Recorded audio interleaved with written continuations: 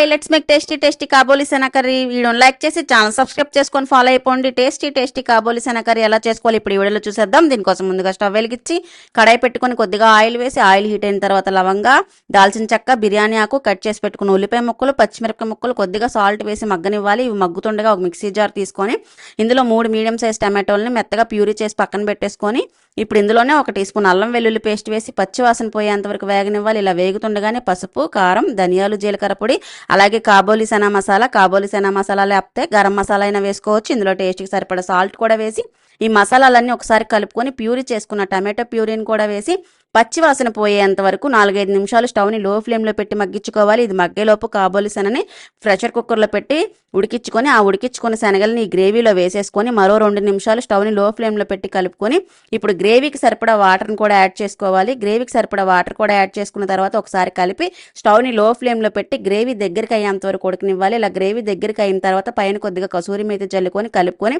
Stove off చేసుకొని serve చేసుకున్నారంటే అంతే సింపుల్గా టేస్టీగా కాబోలి చనా కర్రీ రెడీ.